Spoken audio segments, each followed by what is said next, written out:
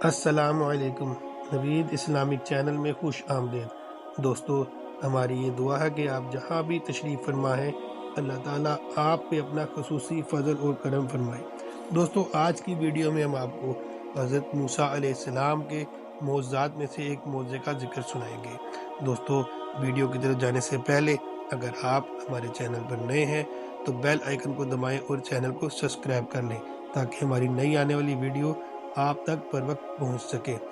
دوستو، نیکی کے اس کام میں اپنا حصہ ڈالنے کے لیے ہماری اس ویڈیو کو شیئر کریں تاکہ دین کی بات زیادہ لوگوں تک پہنچ سکے۔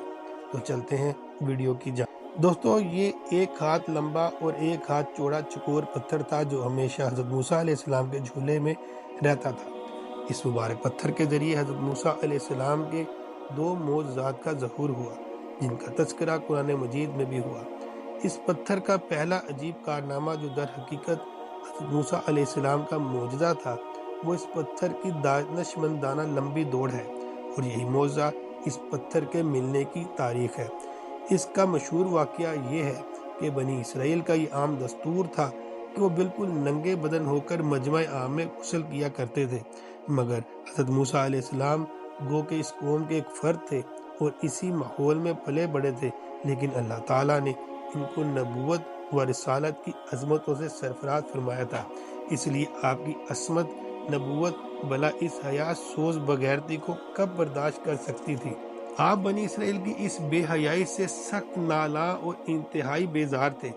اس لیے آپ ہمیشہ یا تو تنہائی میں یا تہبند باندھ کر غسل فرمایا کرتے تھے۔ بنی اسرائیل نے جب یہ دیکھا کہ آپ کبھی بھی ننگے ہو کر غسل نہیں فرماتے تو ظالموں نے آپ پر بہتان لگا دیا کہ آپ کے بدن کے اندرونی حصے میں یا تو برس کا سفید داغ یا کوئی ایسا عیب ضرور ہے کہ جس کو چھپانے کے لیے آپ کبھی برہنہ نہیں ہوتے، اور ظالموں نے اس تہمت کا اس قدر اعلان اور چرچا کیا کہ ہر کوچے اور بازار میں اس کا پروپیگنڈا پھیل گیا۔ اس مکروہ تہمت کا شور کا حضرت موسیٰ علیہ السلام کے قلب نازک پر اس قدر صدمہ رنج گزرا اور آپ بڑی کوفت اور اذیت میں پڑ گئے، تو اللہ تعالیٰ کب اپنے مقدس کلیم کے رنج و غم کو بلا گوارا فرماتا، اور اپنے ایک برگزیدہ رسول پر ایک عیب کی تہمت بلا خالق عالم کو کب اور کیوں کر اور کس طرح پسند ہو سکتی تھی؟ ارحم الراحمین نے آپ کی برآت اور بے عیبی ظاہر کر دینے کا ایک ایسا ذریعہ پیدا فرما دیا کہ دم زدن میں بنی اسرائیل کے پروپیگنڈوں اور ان کے شکوک و شبہات کے بادل چھٹ گئے، اور آپ کی برآت اور بے عیبی کا سورج آفتاب عالم تاب سے زیادہ روشن اور آشکار ہو گیا۔ اور وہ یوں ہوا کہ ایک دن آپ پہاڑوں کے دامن میں چھپے ہوئے ایک چشمے پر غسل کے لیے تشریف لے گئے، اور یہ دیکھ کر کہ یہاں دور دور تک کسی انسان کا نام و نشان نہیں ہے، اپنے تمام کپڑے ایک پتھر پر رکھ کر اور بالکل برہنہ بدن ہو کر غسل فرمانے لگے۔ غسل کے بعد جب آپ لباس پہننے کے لیے پتھر کے پاس پہنچے تو کیا دیکھا کہ وہ پتھر آپ کے کپڑوں کو لیے ہوئے سرپٹ بھاگا چلا جا رہا ہے۔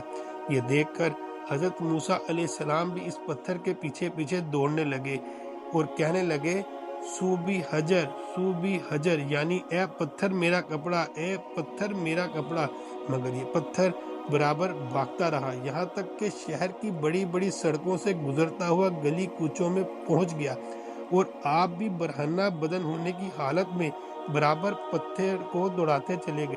اس طرح بنی اسرائیل کے ہر چھوٹے بڑے نے اپنی آنکھوں سے دیکھ لیا کہ سر سے پاؤں تک آپ کے مقدس بدن میں کہیں بھی کوئی عیب نہیں ہے، بلکہ آپ کے جسم اقدس کا ہر حصہ حسن و جمال میں اس قدر نقطۂ کمال کو پہنچا ہوا ہے کہ عام انسانوں میں اس کی مثال تقریباً محال ہے۔ چنانچہ بنی اسرائیل کے ہر فرد کی زبان پر یہی جملہ تھا کہ واللہ ما بموسیٰ من باس، یعنی خدا کی قسم موسیٰ بالکل ہی بے عیب ہے۔ جب یہ پتھر پوری طرح حضرت موسیٰ علیہ السلام کی برآت کا اعلان کر چکا تو خود بخود ٹھہر گیا۔ آپ نے جلدی سے اپنا لباس پہن لیا اور اس پتھر کو اٹھا کر اپنے جھولے میں رکھ لیا۔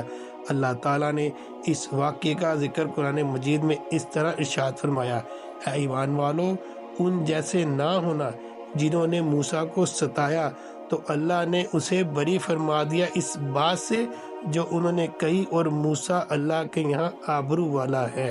دوستو، اس پتھر کا دوسرا معجزہ میدان طیہ میں اسی پتھر پر حضرت موسیٰ علیہ السلام نے اپنا عصا مار دیا تھا تو اس میں سے 12 چشمے جاری ہو گئے تھے، جس کے پانی کو 40 برس تک بنی اسرائیل میدان میں استعمال کرتے رہے۔ قرآن مجید کی آیت فَقُلْ نَضْرِبُوا بِعَصَاكَ الْحَجَرَ، پتھر سے مراد یہی پتھر مراد ہے۔ دوستو، معجزات کے منکرین میں جو ہر چیز کو اپنی ناقص عقل کی اینک ہی سے دیکھا کرتے ہیں، اس پتھر سے پانی کے چشموں کا جاری ہونا محال قرار دے کر اس معجزے کا انکار کرتے ہیں اور کہتے ہیں کہ ہماری عقل میں اس کو قبول نہیں کر سکتی کہ اتنے چھوٹے سے پتھر سے 12 چشمے جاری ہو گئے ہوں۔ حالانکہ یہ منکرین اپنی آنکھوں سے دیکھ رہے ہیں کہ بعض پتھروں میں سے اللہ تعالیٰ نے یہ تاثیر پیدا فرما دی ہے کہ وہ بال مونڈ دیتے ہیں۔ بعض پتھروں کا یہ اثر ہے کہ وہ سرکے کو تیز اور ترش بنا دیتے ہیں۔ بعض پتھروں کی یہ خاصیت ہے کہ وہ لوہے کو دور سے کھینچ لیتے ہیں۔ بعض پتھروں سے موذی جانور بھاگ جاتے ہیں۔ بعض پتھروں سے جانوروں کا زہر اتر جاتا ہے۔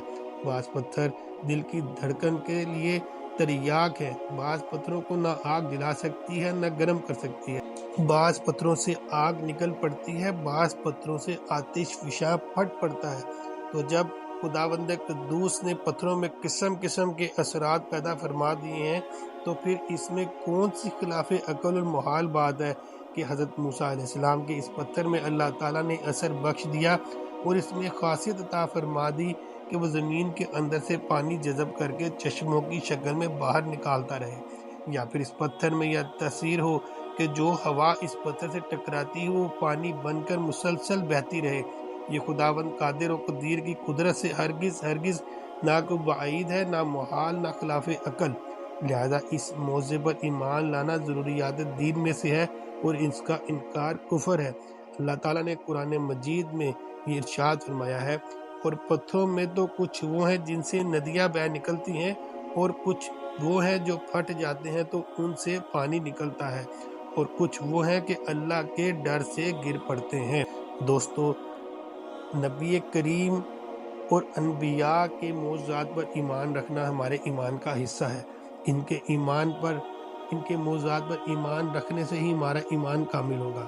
اللہ تعالی ہمیں اپنے انبیاء کے معجزات پر ایمان رکھنے اور کامل ایمان اور ایمان پر خاتمہ بالخیر فرمائے۔